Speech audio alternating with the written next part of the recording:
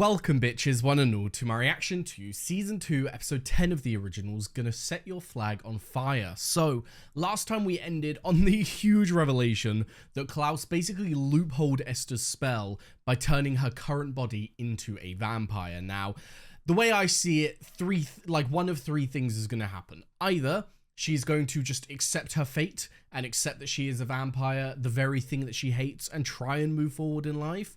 Or she is going to not accept her fate and she's going to not feed and die in transition. Or the third option, which I think is the most likely, Finn is going to get to her and is going to perform the body swapping spell himself, basically saving her from everything, you know. So safe to say, I'm very excited to see how it all plays out. I do think the third option is the most likely. I don't see us having like Vampire Esther for the rest of the show. I see it as more of a temporary, this is your punishment, and then Finn's gonna get her out eventually, you know. But yes, anyway, with that said, very excited to get back into it and see where the story goes. So without further ado, let's go. Congratulations, I guess. But right now, I'm a little more worried about Finn, considering I totally stabbed him in the back. Oh. He won't find you here. Worried about him. I thought she said worried for him, and I was like, wait, what? Come on. There's someone I want you to meet. Oh, I didn't even think about that. Does Cammy know that Hope is even alive? This is Hope. Oh my god. She's alive. Once it's safe for you to leave here, our secret cannot leave with you. Oh, okay. Oh, bless Cammy. Cammy is such a sweetheart. The way that she was like, fuck yeah, erase my memory. Like, I'm just happy that you've got this, you know. Haley and I will return home and take care of my wayward brother. Elijah will remain here with you. He's been experiencing some side effects since his ordeal as our mother's captive. Careful leaving her with Elijah right now. Rebecca should already have woken up in the body of Angelica Barker. Once she has cut the ties of Miss Barker's former life, she'll make her way directly here. Unfortunately, that's not happening. So it is kind of like a hospital, because they're giving her pills.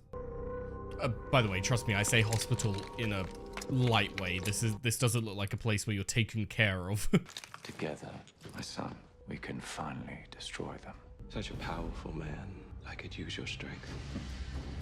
Fascinating seeing him be actually warm to one of his children. That almost felt wrong, you know?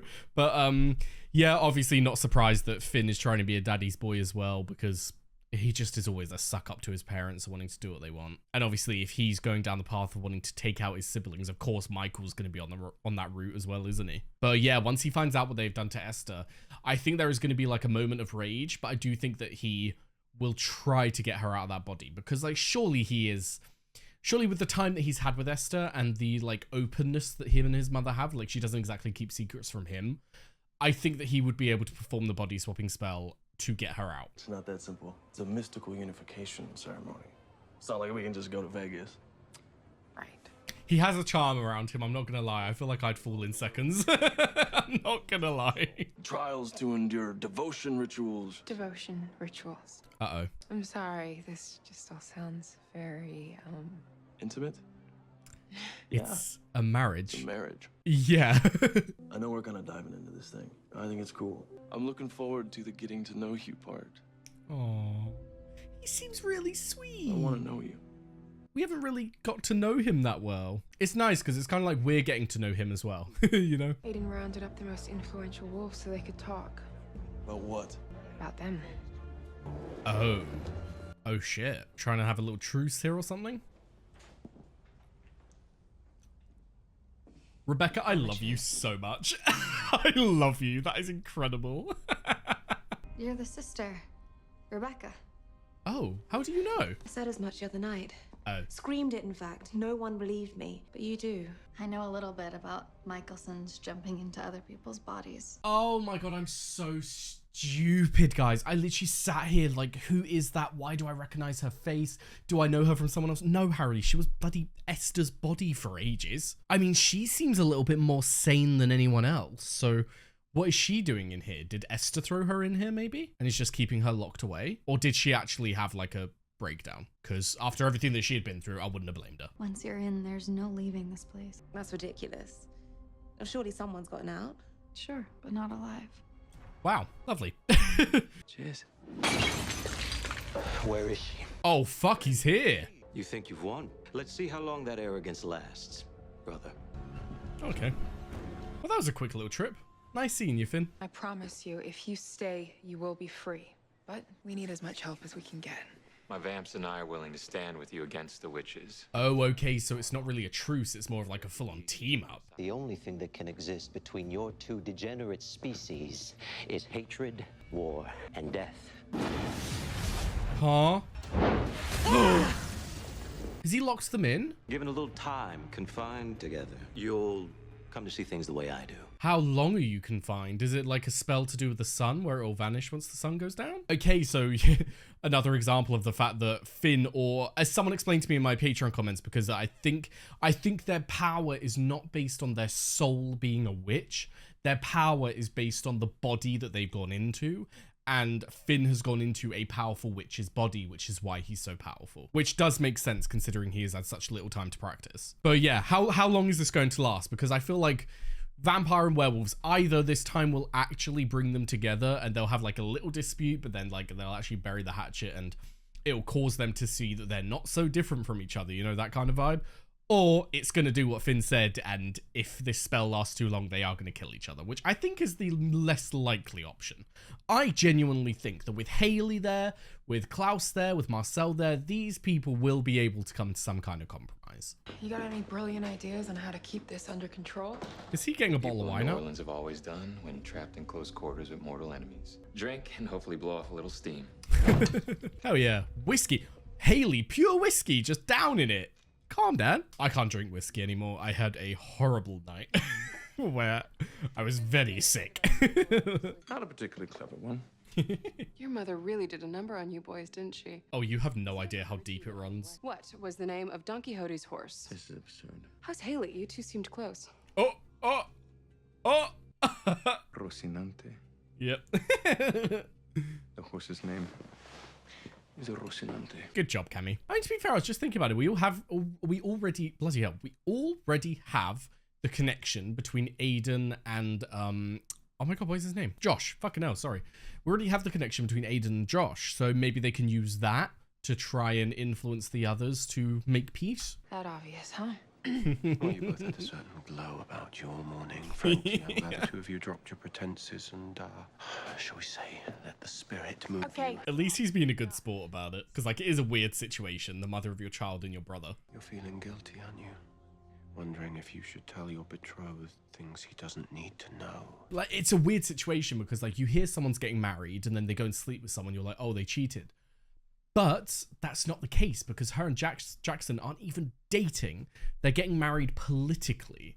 So technically she can do what she wants, really. Like she's still a single woman until they've tied the knot because her and Jackson haven't really done anything relationshipy, you know? They're kind of like two pals who are getting married and are going to learn to love each other, you know? So I don't think she should feel guilty. I don't think that there is even a need to tell Jackson, to be honest, because you haven't done anything wrong, Haley.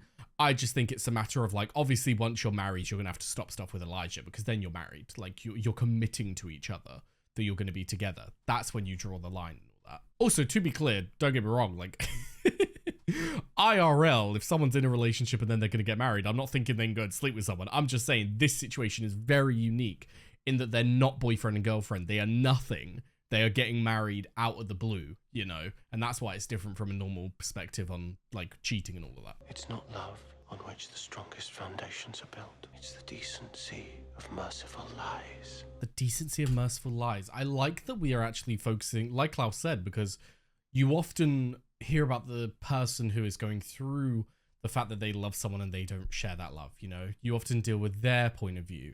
You never deal with the person who, like, they're allowed not to love you, you know, like they're in their rights not to love you back.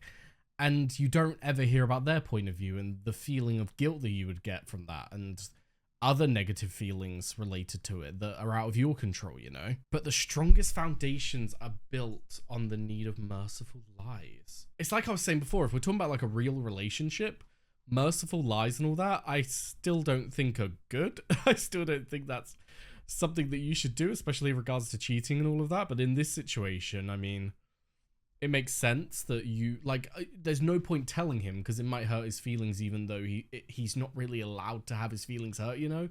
Like, it's not as if you're together yet, you know? So it probably is merciful to just keep that from him because he doesn't need to know. But yeah, that's an interesting one. I feel like that's one of those quotes that you kind of just have to ponder for a while. They just lock you lot up and throw away the key. I was going to say, what about him, though? They call themselves the Kindred. Years ago, they got obsessed with dark magic. Huh? Since then, they kind of put themselves in charge. And what about our magic then? I mean, we're still witches, right? Do the pills keep you from using your magic? Pretty gal to the rescue, eh? You ready? I don't think this is going to work. This is way too quick. Spell's locking us out. Vincent must be channeling something. A dark object, maybe. He's channeling Michael. Is that not what Papa Tunde used to do? Like sacrificial magic? No!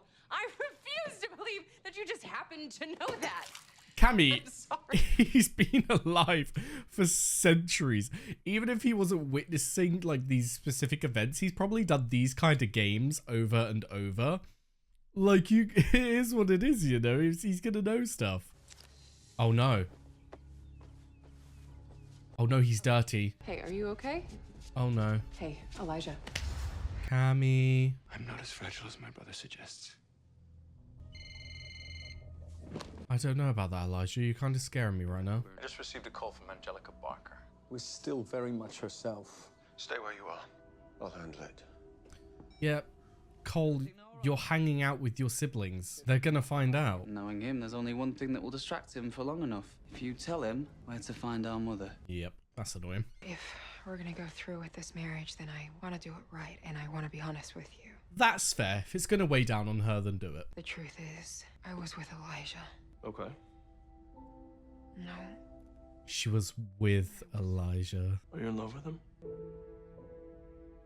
Is she? This isn't about me or you.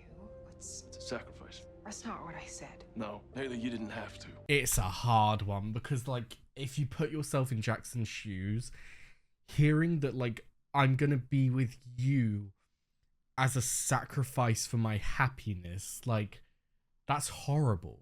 Of course that's gonna hurt. And I was looking at this as more of a, like, the action of cheating and how because they weren't actually together, he quote unquote didn't have a right to be upset with her. Like, of course he's allowed to be upset within himself, but he shouldn't put that on her because they're not actually together. It's a political marriage and all of that. But to hear those words, to stand in front of someone and to hear them say, like, basically, I know you love me, but I love him. However, I'm going to sacrifice that to be with you because I have to. That's going to fucking suck. So I do feel for Jackson in this scenario, but I'm not going to pretend that Haley's, like, in the wrong. Like, she's allowed to love who she's going to love. It was very clear from the beginning that she was doing this for her pack. It is what it is. But, of course, that is allowed to upset Jackson, especially knowing that he does have feelings for her, you know? Just fucking sucks. As long as we're trapped here in the witch bubble of doom, might as well make the most of it. Cheeky boy. I don't really care if anyone sees me making out with my boyfriend. Oh, has that word been said? I totally just called you my boyfriend. Yep. Uh-oh, uh-oh, uh-oh. Please tell me that I did not get murdered and come back from the dead just to get shoved back in the closet. No. It's not that. It's just... It's like a different kind of closet. Because I had nothing to do with what happened back then. Yeah, well, trust me. You were the bad guys. Uh-oh, what happened there? Josh? Who the fuck is spelling him? What's going on? I can't be up here with you right now. He's fucking with the spell. He's making them all... He's making all of their, like, vampire wants to, like, hunt and to feed be heightened. Fuck. Like, yeah, maybe Josh can hold on. Maybe, like, Marcel's right-hand woman can hold on, but the rest of them, these new vampires... Nah, broski, you gotta be careful. It's all of us. Yeah, like super-size hungry. And there's an all-you-can-eat werewolf buffet right through those doors. Yep. Guys, right, we gotta lock them in a room or something. You want our mother, I want out of this bloody compound. The economics of what comes next should be easy to grasp even for you. Watch the flames flicker on your smoldering corpse. What I want is to hear the silence. Once you Klaus is like, okay, come on now. Esther, for our freedom. Do we have a deal? I think I know better than to trust your honesty. But if I find our mother unharmed... unharmed. I mean, we all know that they're relying on Cole and Davina to get the dark objects, because we are not relying on Finn to actually get them out, because once he finds out that she is a vampire, things are not going to go down well.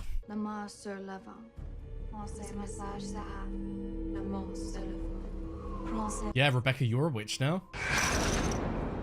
Huh. Guys, you need to keep them separated. It would temporarily neutralize all magical objects in this compound, including the compound itself. If it works, well, then it will give us 60 seconds to escape whilst the boundary is shut down. Let me guess, someone's gonna get left in there. See, that means your rings. If we go out in the sun without our rings, we're dead. Unless you wait till nightfall. Not gonna be able to fight the hunger. We're gonna have a bloodbath on our hands before we even get close. You're just gonna have to deal with the pain of the sun for a little bit, I think. Yep. Yep. Elijah, please calm down. Elijah, please. Elijah, you're not in the right state of mind.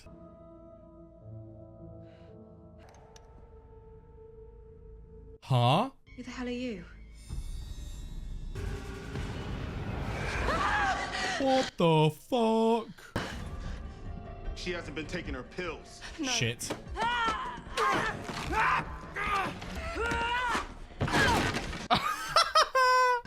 Disgusting. I was gonna say, my darling, you're not a vampire anymore. I knew you would, my sweet child. Yep. No. I mean, it's not really a problem, is it? I mean, her spirit is still intact. She's just in a vampire body, like your siblings are, you know? Like, Rebecca was in a vampire body, she's now in a witch body. Your mum's in a vampire body, you can just move her into another witch body. Like, I don't see it as being a huge issue, so I'm a bit confused here. Unless it was just because he's never seen his mother as a vampire, and so it was just, oh no, what are you, you know? Oh shit! Shit! Shit!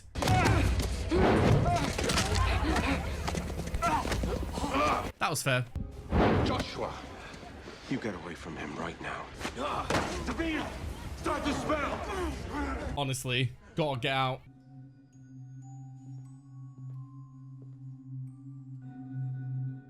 Who is in the coffin?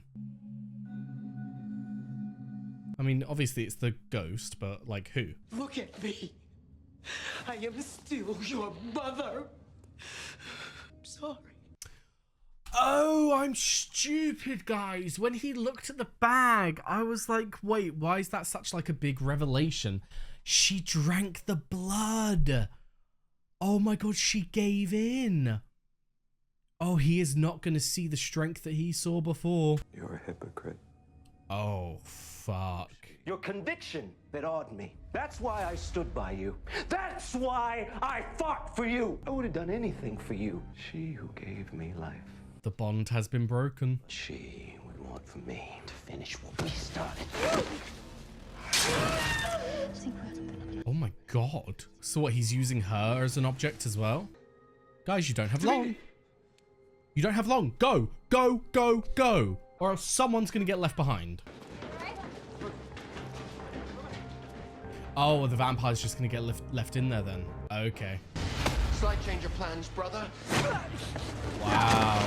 I no longer have to treat you like anything but the treacherous liar you truly are. He knows about Rebecca. Rebecca never made it to her new body, did she? And seeing as how you cast the spell and, well, you're you, I'd hardly call it an uncrackable case. An uncrackable case. Well, let's see how well they help you survive when you're stuck in there. Wow. If I were you, I would make myself scarce. Go. What is Klaus going to do now, though? Is he going to try and find Rebecca? But how? I had no right to act the way I did earlier. Yeah, you were just being honest with me. Wow. I love you, Haley. Every moment that I spend with you, every single thing that I learn about you just makes me love you even. I do worry that because he had this adoration for her before he even knew her, because he learned of, I can't remember her real name, but you know what I mean, because he learned of this person that he was meant to marry, this person that was meant to unify their packs. He has this like built-in love for this fantasy lady that now that Haley has come along, she is her own person. She will have her own faults. She will be different than the person that you pictured. And it does worry me that a relationship built on his love being to do with someone that he like thought about before he even met her and all that, it does worry me that issues will come up where she is not going to respond / behave the way that he thinks, and things are going to go wrong. You know what I mean? Like, I just feel like it might cause issues because he was in love with this imaginary version of her, you know? But he does genuinely seem like a sweet, lovely guy. So I definitely think that they could work. It's just like, I do have that little worry within me that because his like idea of this relationship is built on like this fantasy that he had in the past, it's like, I've made a lot of mistakes in my life, Haley Marshall, and forcing you to love me isn't gonna be one of them. Knowing everything that I know, and I hope to hell that you'll marry me. Oh, Haley, honestly, my love, if you had to go into any like arranged marriage or any forced marriage, you found the best egg possible. Oh, bless them. Maybe in time I'll grow to love them as much as I love Haley and Elijah, you know? I shall remain here with the hopelessly courageous Camille. She certainly has charisma, even if she does lack stealth. I was going to say, he could hear you probably sliding the door open. My family is in jeopardy. I am utterly powerless to help. Not a state of affairs I'm accustomed to. Forgive me. If you ever want to talk about it, it's kind of what I do. Bless. Is she gone? Did he kill her? Like, what happened? Has he turned her? Yep, he's turned her into an object to use. Okay, wow.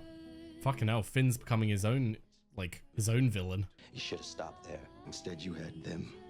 Wow. The monsters you call children.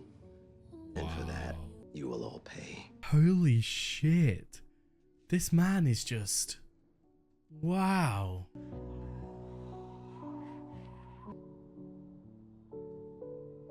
Who are you? Freya? Is that Freya? Bitch, fuck off, is she alive? Like, has she been, like, frozen in time or something, just stuck in a coffin? Because, I mean, they were scared that Dahlia would return, so maybe Dahlia found a way to keep them both alive? Like, maybe Dahlia found a way to keep herself alive, Freya found it, and Freya managed to use it herself? I'm so excited to explore that. Holy fuck. Intriguing though that even in her like sleep state, she can still communicate. So yes, there we have season 2, episode 10 of the originals, and I'm absolutely loving this season so far. I mean, the dynamics that we're dealing with are just so interesting to watch play out every episode. Watching Elijah go through this trauma and go through this like state of mind is fascinating. Seeing him get something on his sleeve and just like try to get it off with all of his might because he can't handle being dirty, because then it reminds him of like the dirtiness of his past, reminds him of all of the things that he has done, and it's just so fascinating to watch play out. And so even though I'm scared for Cammy is the person to be with Elijah right now, because maybe he will let that wall down a little bit and maybe he will be willing to talk to her. I do hope we do get that, because I feel like that could be such a cool storyline to explore, actually delving into like the mind of Elijah through his own point of view. But I guess we'll have to wait and see on that front. Now, in terms of the other parts of the episode, obviously we have Rebecca locked up in that like witch asylum, which holy fuck. Honestly, I'm terrified for her, only because you don't know what these kinds of people are capable of. They are literally witches who study dark magic. Like, what are they capable of? Are they going to use Rebecca? Are they going to use her for some kind of dark spell? Like, I'm really worried for her, but holy fuck, that revelation at the end. So that is Freya upstairs in that box then. That is her. She is for some reason been locked in a coffin, but is somehow still alive. Now, I don't know how that is possible. It looked like a more modern coffin, because obviously it wasn't like a coffin back from when she was actually taken from her family. So I wonder how this is all going to play out. I wonder how she got there. If she's going to be able to be woken up. I mean, she's definitely going to be able to woken up. The storyline that it seems like they're going down is that like Dahlia's going to come back and Freya's going to come back. That's the vibe that I'm getting so far. They wouldn't set this all up to have no meaning, you know. So I think it's safe to say that we are going to get her, but is Rebecca going to be the one to free her? Is she trapped? Was she trapped by these dark witches and that's why the door's locked and she's locked away? How can she use magic outside? Is she like that powerful that even when she's locked away she can still use magic? Like, I just really want to get into that storyline. That's the one that's like gripped me the most. But yeah, in terms of the other parts of the episode, obviously we didn't get a good resolution between the wolves and the vampires. It was kind of just like touchy animosity and then everyone ran away. So I think we're gonna have to try again and hopefully then we will be able to get some truce between the two, but safe to say there is a lot of history there and all of it is negative, so that is a shot in the dark. But in terms of like a positive, I have to say Josh and Aiden are already winning my heart. They are so cute together, like so cute. I hope we get more of them, but oh my god, the breakdown of the bond between Finn and Esther was fascinating. Like just watching his idol crumble before his eyes, to see her as a hypocrite, to see her, it calls back to what I was saying earlier of like Esther absolving herself of all of the guilt of the things that she did to her children, and that's like what led them down the path to become monsters. Even though they must accept the responsibility of what they did, you can't deny that she is also responsible. And so to see her fall for the same things that they did, to see her crumble and accept the blood, and to not be able to deal with the hunger and all of that, absolutely adored it. But yeah, I am very terrified of Finn now and what he is capable of, especially after turning Esther of all people into this like sacrificial object. Yikes. I don't know where we're going to go from here, but I'm very excited to see it. But yes, for now, thank you very much for watching. I've left a link down below to my Patreon. We'll be able to find the early and uncut reactions to the originals and all the other shows that I do. Also left a link to my Twitch, my Discord, and my socials, so be sure to follow them if you are interested. And yes, thank you very much for watching, and I hope to see you next time. Bye-bye.